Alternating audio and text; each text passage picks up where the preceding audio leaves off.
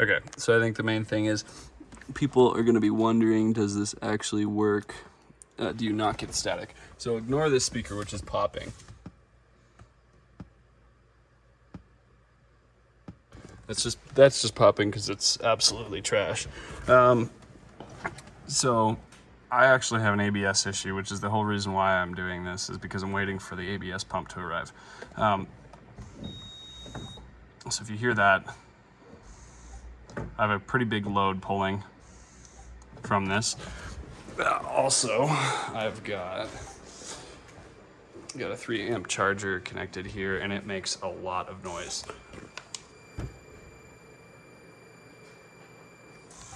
So it's not very quiet diodes in there. So let's take a look at that. So we should, if we are gonna get noise, we should get it with me putting my foot on the brake here.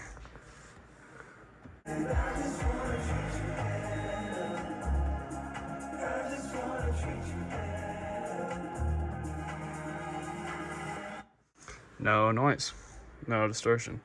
This is pretty good. I'd say this works. But the thing that I would do though, tape these connections over. Definitely tape those over. Okay, I'm gonna go through this because it's actually working. So let's go through what happened here. The source of the feedback was on this 20-pin connector. It was this guy, this SLD shield number 10, which goes around the sources in for the RCAs here. So I took pin 10 here, which is the striped black line here. It's coming out of your Metra connector, the 8113. And then it's going into this adapter at our brown. And this is actually the local ground for this. So now we have a ground for these RCAs that's made by this cable right here. So in your RCA, normally you have, let's actually zoom in on this. Here, sorry, bad angle. Sorry. Here we go. Okay, so these are your RCAs. Those 4 pins here, and then you have 1 ground. And this ground just goes around these, but you actually have to shield it. So you have to send it back through the system. So this is why this is a little bit unique for Highlanders. A lot of times people are saying they connect this together, but then they get noise. This is the thing that you need to connect to a local ground. That's why this line output converter works so well. Is because it actually has a local ground. Other thing that we did, so that gets rid of our noise. Next thing, how do we turn on the amp for the car? So the turn on wire for the amp of the car is number 3.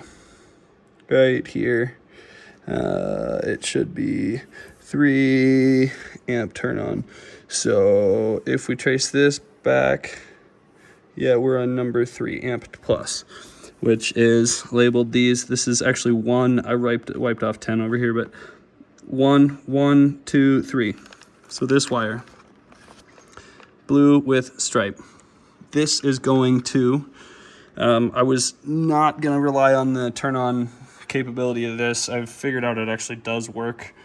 And I actually connected it in a different place. Regardless, this wire is doing nothing. This blue wire here is right now doesn't really do anything. I don't even need to have that connected, so we're gonna ignore that. The only thing we need to focus on for the Highlander, it seems, is this blue-white wire to turn the amp on.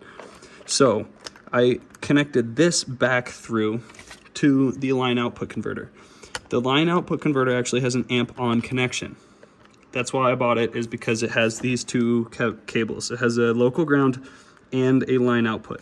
So power comes out of the radio, boom, and this is high-level signal, high-level speaker signal in these cables here, sends it in here, and as soon as this sees high-level speaker signal, it tells the amp to turn on. It does that automatically. it does need power and ground to do this, right? It can't send a signal from nothing. It needs power, ground, and then the signal. So the signal is the speakers, these ones here, and then the power and the ground are the yellow and the blacks. These yellow and the blacks connect to the head unit yellow black right here, and then I've just pulled both of them back through to the head unit. This one's a little funky, but the solid black wires and the solid yellow wires of everything get connected. Okay, so then let's go over speaker wire. This is just all your speaker wire. These are high level outputs. So you got 8 high level outputs here. Okay, high level outputs go into the line output converter. Then they get put out as low level outputs into the car, into the JBL system on the vehicle with those 4 pins that we've discussed earlier. So this takes care of pretty much everything from the car side. That gets you powered up and everything. Next thing that we look at is let's do steering wheel controls first while we're here. I bought the Metra 7, sorry, I always say 7. I think it's 8114. Sorry for that. That was probably gave people some problems. Okay, so it's this 78114. Whatever. Anyways, it comes with this connector on it. I cut this off. I was looking at it. I don't think I need it, and I can confirm that later if I post the video. Assume this works. So this needs a ground.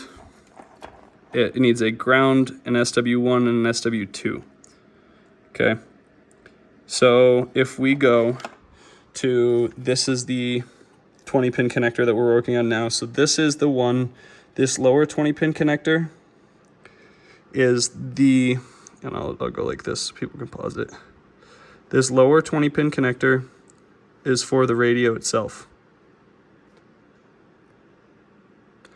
Okay, this upper 20 pin connector here,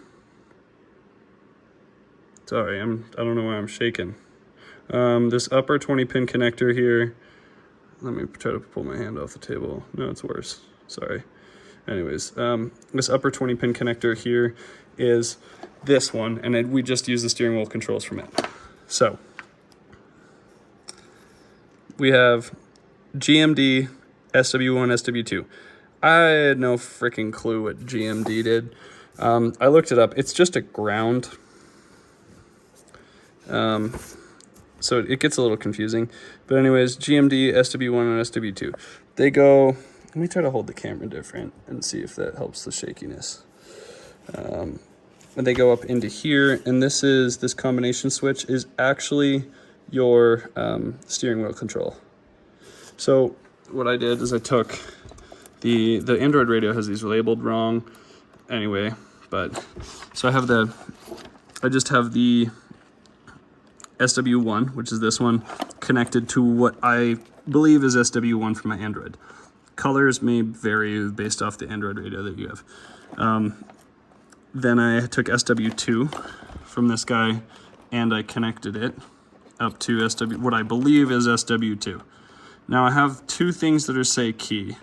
This says it's an amp turn on. This is why I didn't want to use the amp turn on from this radio. I just don't trust it. These things are, you don't want to rely on it for an amp turn on. The other thing it needed was a ground, so I just looped it into our common ground, unshielded ground connection. So on our unshielded ground connection coming from the car, we go here, we go into the steering wheel, okay, then we come out, we go into the line output converter, and then we also go into the head unit over here. So that actually seems to be working pretty well. This blue wire, like I said before, I connected this to the power antenna turn on. I didn't know if the power antenna was actually a power antenna or I honestly didn't know what it was until I had the diagram, and I wired this before I had the diagram. So we actually have this front antenna amplifier behind the center of the dash. I don't really think I'm going to use an antenna amplifier for this. I don't really listen to radio anyway, so I put it in there just in case.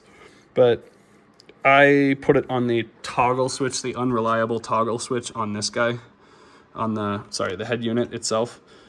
Because that way if it goes out, it doesn't really matter. It doesn't kind of kill the main functionality of the system. But yeah, I linked that through. So that's here, and that's controlled from the radio itself. This, I wouldn't replicate this because this is going to be interesting to replicate. Honestly, if I were you, I would just connect this over here to your line output converter signal, and I'd just loop these two wires from here. So like this, loop these two wires in together, ignore this, cut that off, and just run both of them in here. So it basically be like that, right? Just put these two together into this. And then the last thing, oh yeah, this is the thing that was tricky. The backup camera, signal switch, right? Two ways to do it. What you can do is you can run all the way through the back of the car. You can run a positive 12 volt signal. I didn't really want to do that. So what I did is I went under, so this is the passenger side of the vehicle. Passenger side, go up in here, and there's a little connector down here. It's like to your main ECU. The bottom cable here that's on the, I think it's on the furthest right and furthest down is black and red. What I did is I just looped in another cable to this. I didn't really put it in very well because I wanted to make sure it's gonna work, so I didn't zip tie it. I put it into here, and then this is gonna connect to the radio. But I'm trying to wire it all to the back of that thing so that when I do install it, it's just still looks like this, and I just slap the whole face of it in. But yeah, that's how I got this thing to work. Sorry for the long video. All right.